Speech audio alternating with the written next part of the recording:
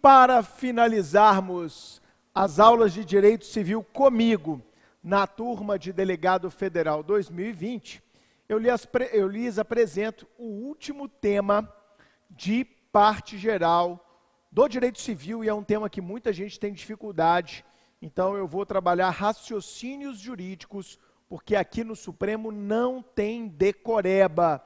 Aqui a gente quer ensinar o aluno a raciocinar a matéria, porque quando o aluno aprende a raciocinar a matéria, pode vir do jeito que vier na prova, que ele vai acertar, e mais uma vez o Supremo será, assim como em 2013 e assim como em 2018, o curso com maior número de aprovados para delegado federal de todo o Brasil.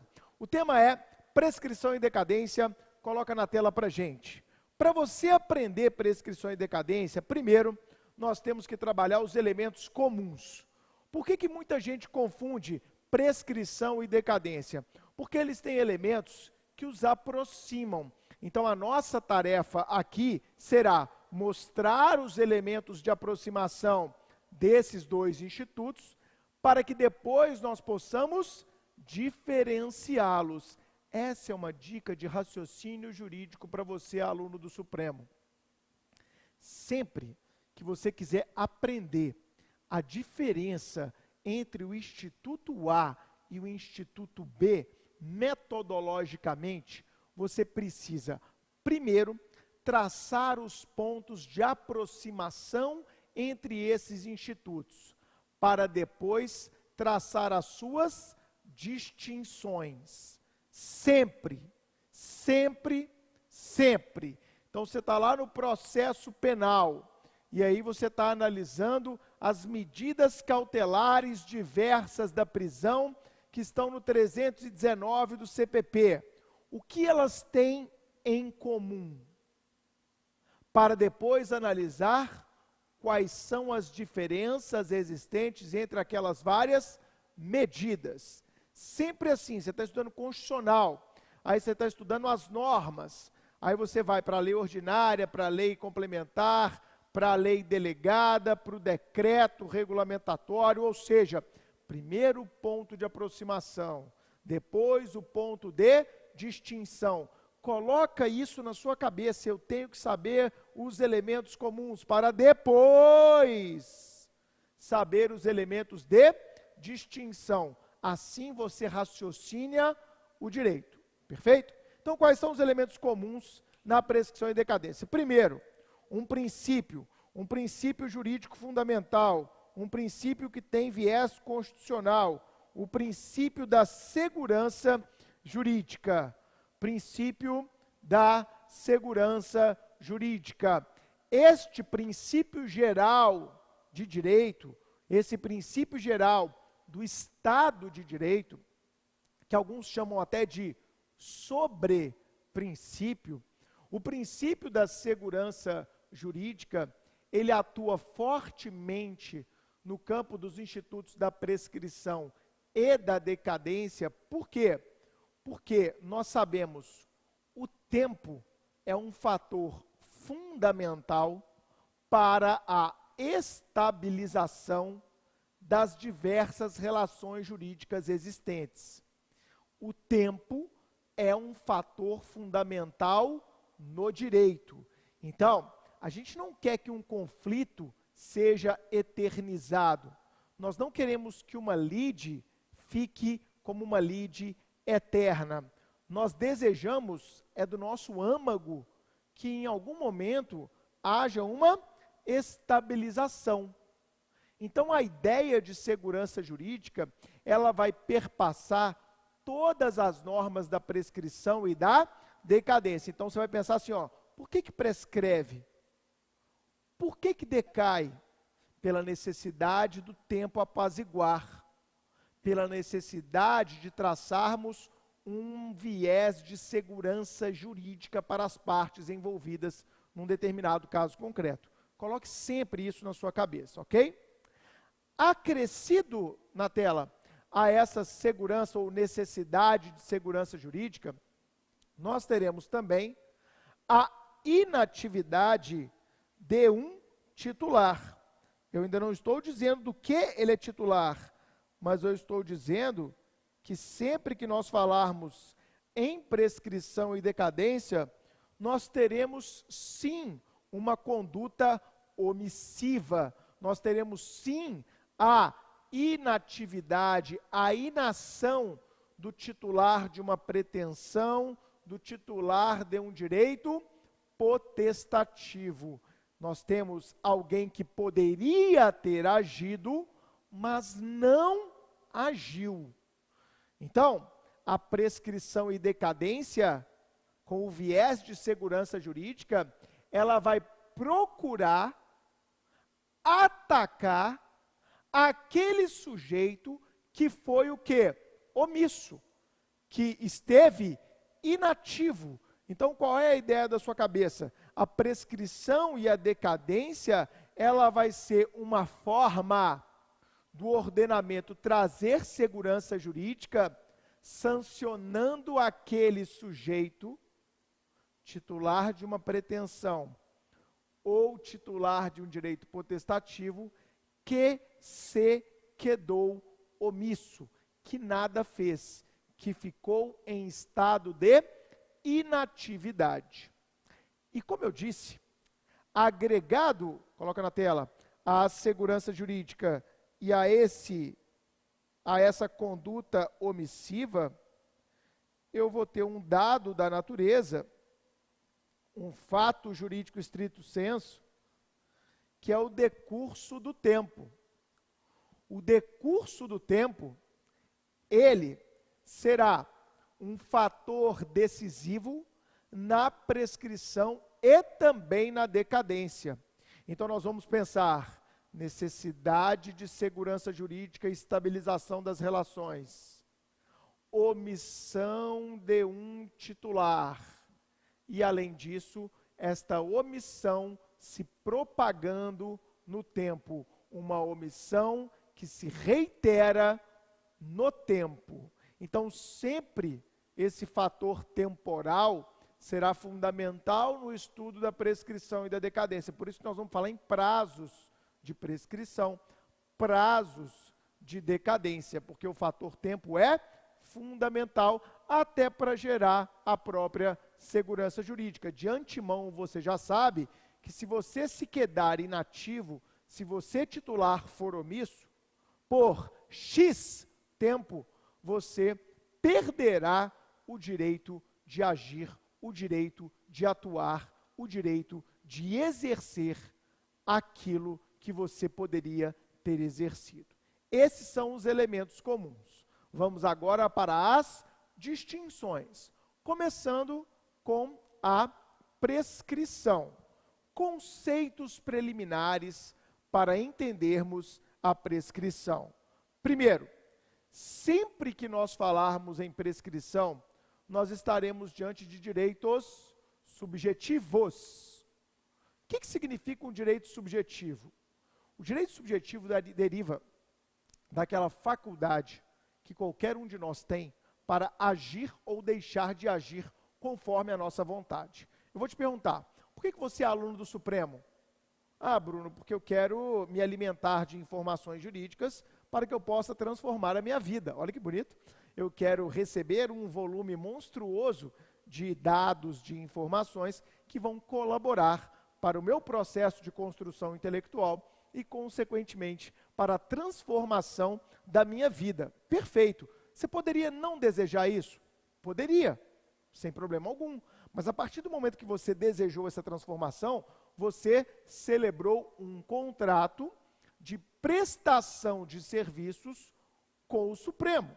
E ao celebrar esse contrato de prestação de serviços com o Supremo, você exerceu aquela faculdade de agir de acordo com a sua vontade. E aí, você passou a ser titular de um direito subjetivo. Ou seja, o que eu estou fazendo aqui agora é cumprindo uma prestação de um contrato. Eu estou prestando serviços educacionais, uma obrigação de fazer. Você que está me assistindo é credor desta obrigação de fazer.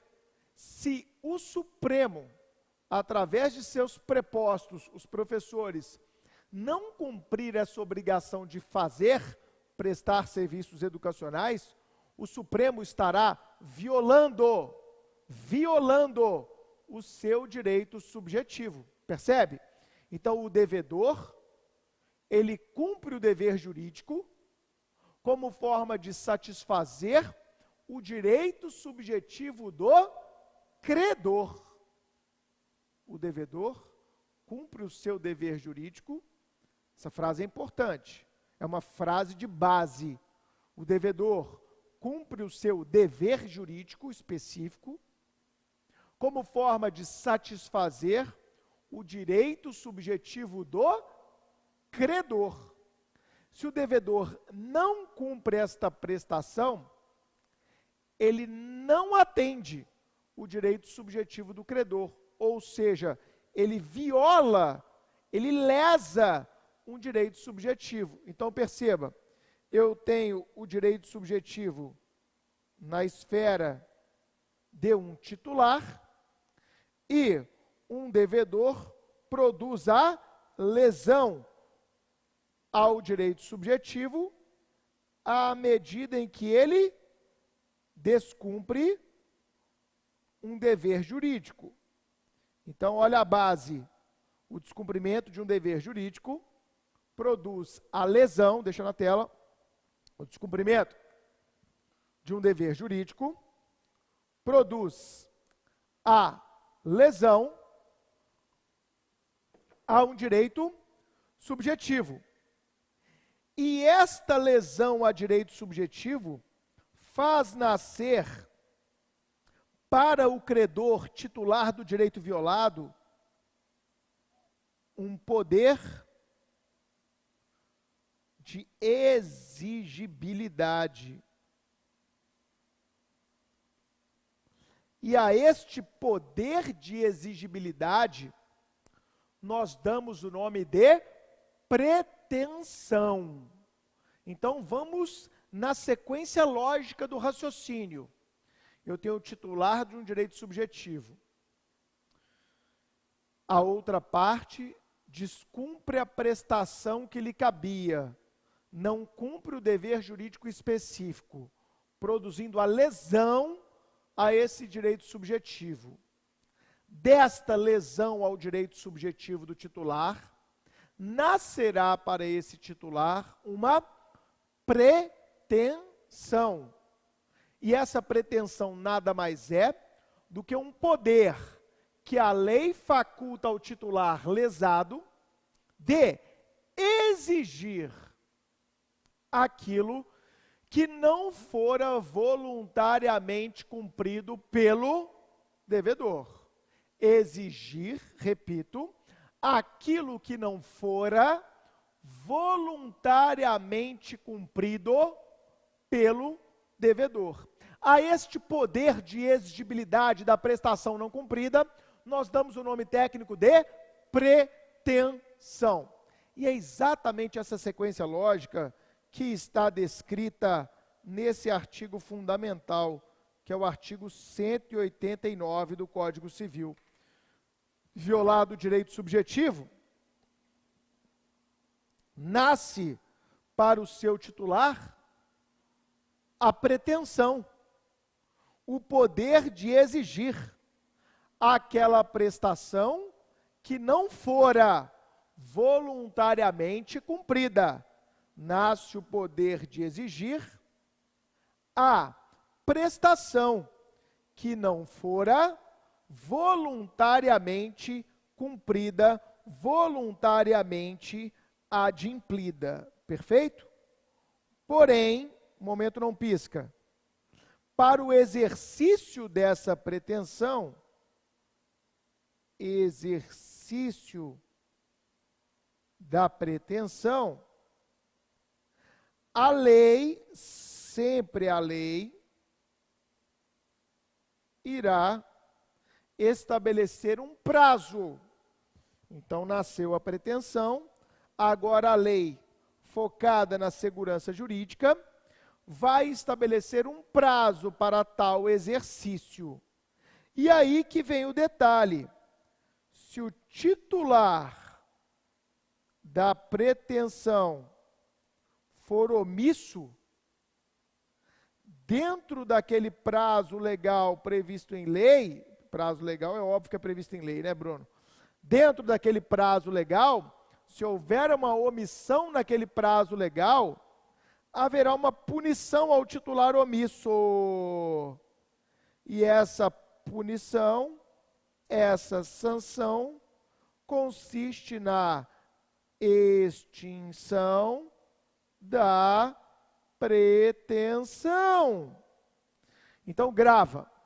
Se o titular do direito subjetivo violado, leia-se, o titular da pretensão, não a exercer nos prazos previstos em lei, a própria pretensão restará extinta.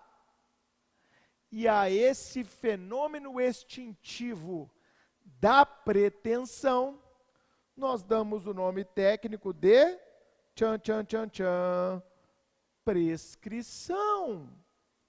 Então vamos lá, meus alunos, acabaram de aprender, hein?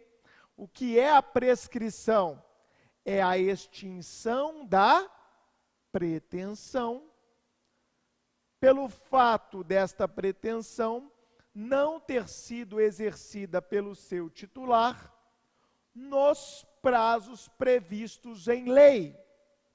Nos prazos previstos em lei. Então, eu tenho um titular de um direito subjetivo que foi violado, nascendo a pretensão. Essa pretensão tem prazo para ser exercida. Se ela não for exercida nesse prazo, essa pretensão restará extinta.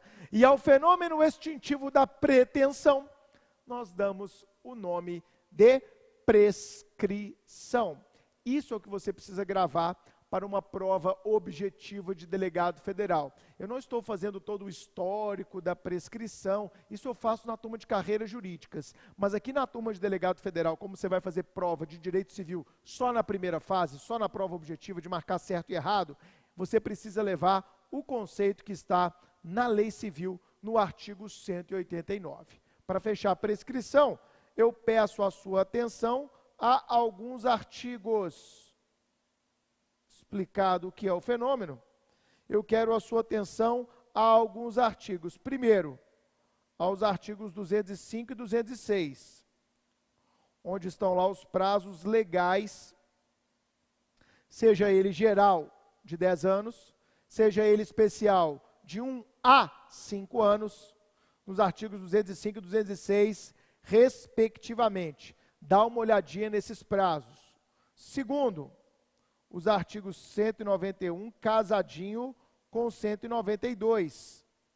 É possível o devedor renunciar, o credor renunciar a um prazo de prescrição que lhe aproveita? Sim, expresso ou tacitamente é possível, mas só é possível a renúncia após a consumação do prazo de prescrição.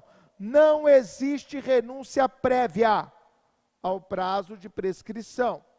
E da mesma forma, as partes não podem alterar o prazo de prescrição previsto em lei. As partes não podem alterar o prazo de prescrição previsto em lei. Vocês acabaram de aprender uma coisa, então. A prescrição é sempre legal, não existe prescrição convencional, não existe. As partes não podem alterar prazo de prescrição previsto em lei. Dá uma olhadinha no 193, que vai admitir a arguição da prescrição em qualquer grau de jurisdição, inclusive na instância especial e extraordinária, desde que haja pré-questionamento. E dá uma olhadinha também no 197 a 201, que vai estabelecer as causas de impedimento e suspensão da prescrição, e no 202 a 204, que vai trabalhar as causas que interrompem a prescrição. Fiquem atentos com esses artigos, dá uma lidinha no código, porque na prova de delegado federal, se cair alguma questão sobre esses artigos, eu acredito que cairá a simples redação que o Código Civil nos traz, que a lei seca nos proporciona. Falando agora, ainda nesse bloco, para fechar, sobre decadência. Então, o primeiro capítulo da aula, vem comigo, foram os elementos comuns. O segundo capítulo da aula foi ensinar para vocês o raciocínio que preside a prescrição. O terceiro capítulo dessa nossa aula vai envolver a decadência. E assim como eu fiz com a prescrição, aqui eu quero trabalhar também alguns conceitos preliminares. Está na tela. Primeiro conceito preliminar que é fundamental para o entendimento da decadência: direito potestativo. O que é o direito potestativo? Vamos à nomenclatura. Potestade, poder. Direito potestativo, só para você gravar, é um direito que confere poder a um titular. Ele é o todo-poderoso. Ele é o senhor do destino daquela relação jurídica. Se eu tenho um direito potestativo, eu tenho alguém que está numa posição de superioridade e, consequentemente, a outra parte está no denominado estado de sujeição. Vou repetir, alguém é o todo-poderoso e a outra parte está onde? Em estado de sujeição. Por que isso? Percebam, a relação é verticalizada, ela não é horizontalizada. No direito potestativo, a relação, grava isso, ela é vertical. Alguém é o todo-poderoso, a outra parte está submissa, submetida, está assim, ó, em estado de sujeição. Por quê? Porque quem vai decidir o destino daquela relação é o titular do direito potestativo. Ele vai decidir se age ou não. Ele vai decidir como irá agir. E esta ação do titular do direito potestativo, ela poderá produzir uma criação, uma modificação ou até uma extinção de direitos na seara da outra parte. Vejam, quem está em estado de sujeição não tem qualquer prestação a ser adimplida, não tem qualquer dever jurídico em relação ao titular. Por isso, é comum você ler na doutrina que o direito potestativo é um direito sem prestação.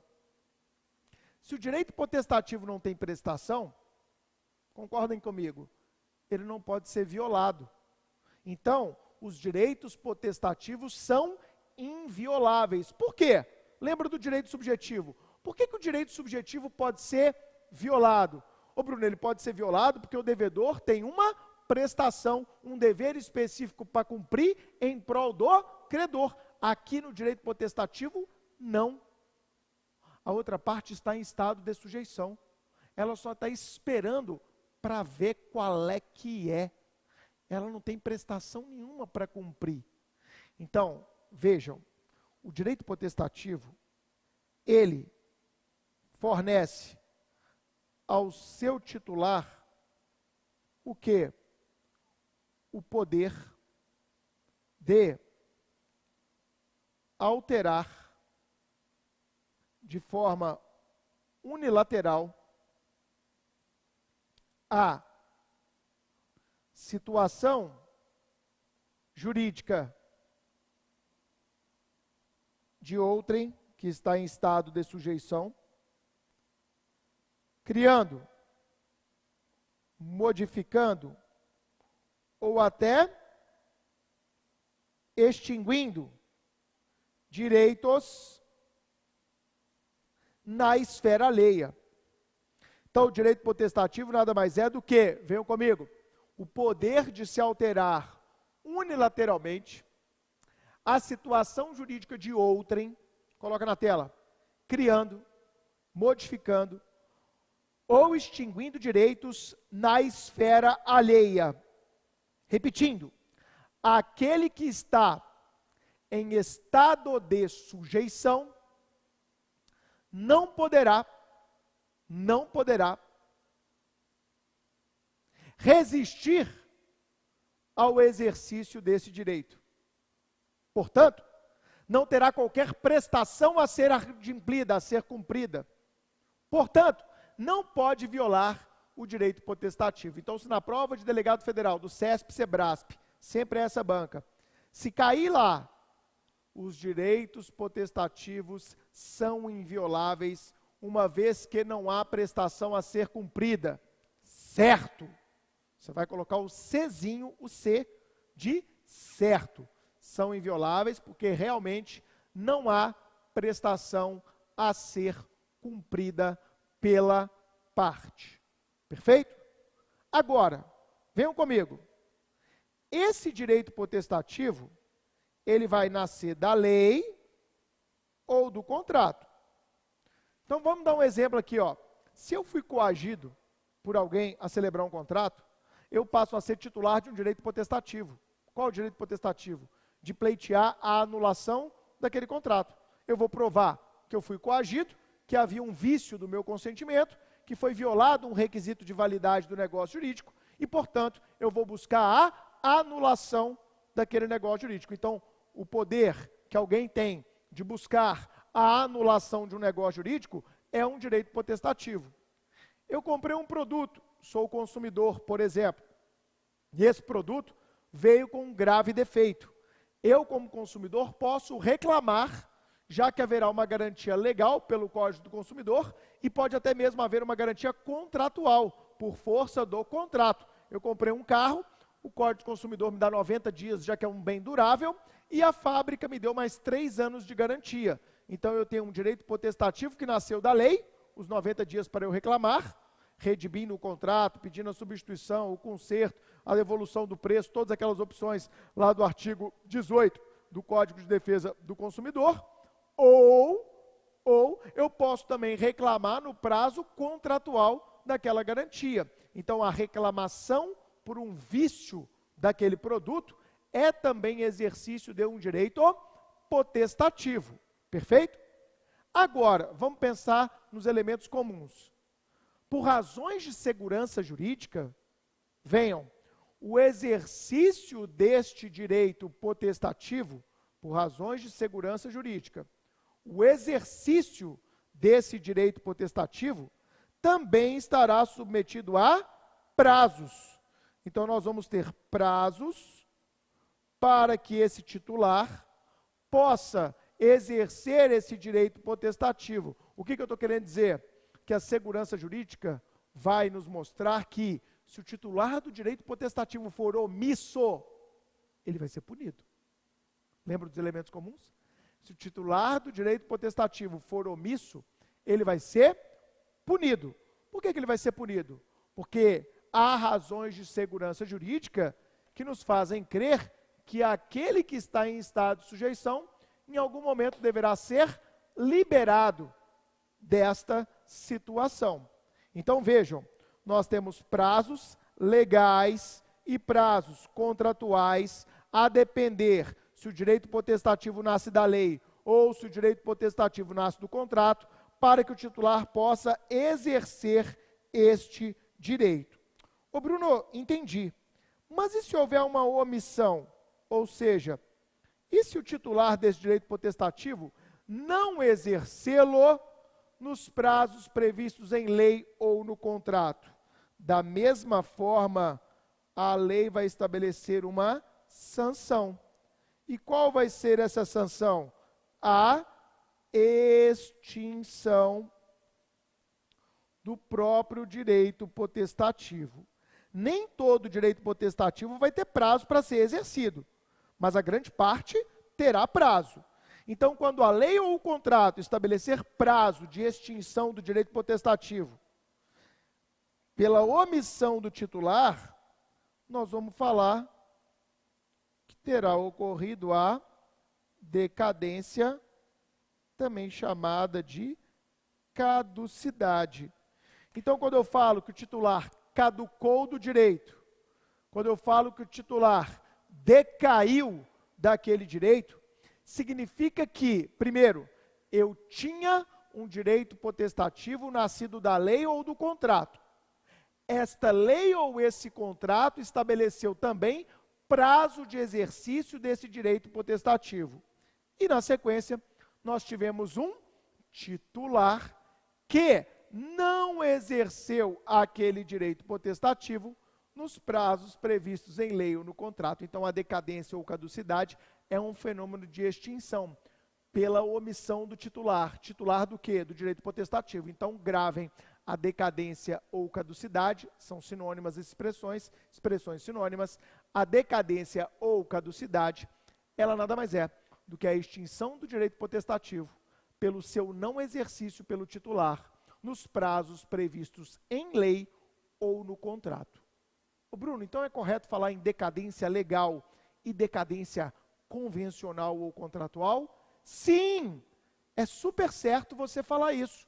Existe a decadência legal, que vai ter um regime muito parecido com o da prescrição, e existe a decadência convencional, que terá um regime, como o próprio nome indicia, de direito privado. Então, quer uma diferença? A decadência legal pode ser levantada de ofício pelo juiz. Claro que as partes têm que se manifestar antes do juiz sentenciar, mas assim como ocorre na prescrição, a decadência legal pode ser suscitada de ofício pelo juiz. A decadência convencional, não. A decadência convencional não pode ser suscitada de ofício pelo juiz, é problema de direito privado, é problema das partes. Quer outra diferença? As partes não podem renunciar ao prazo de decadência quando esse prazo estiver previsto na lei. Exemplo que eu dei: o prazo para a anulação de um negócio jurídico por vício do consentimento. O artigo 178 diz que esse prazo será de 4 anos. 178, o prazo para anulação do negócio jurídico por vício do consentimento será de 4 anos. As partes não podem renunciar a esse prazo, porque a decadência está prevista em lei. Então, é nula a renúncia a prazo de decadência quando esse prazo de decadência estiver previsto na lei. Mas e se a decadência estiver prevista no contrato? Por exemplo, a fábrica do automóvel me deu 3 anos de garantia. Ela pode renunciar a esse prazo? Como assim, Bruno? O meu carro estragou, teve um problema grave no motor, 4 anos depois que eu havia comprado da fábrica, comprado em uma concessionária. A fábrica pode cobrir aquele conserto? Pode. Ela está simplesmente renunciando a um prazo que ela mesma estipulou. Então, é válida a renúncia a um prazo de decadência quando essa decadência estiver prevista no contrato. Só para dar 2 diferenças, mas eu peço que, para você ficar forte nesse tema, você dê uma lidinha nos artigos 207 a 211, que são artigos que vão tratar de regras, algumas até ditas aqui agora, sobre a decadência.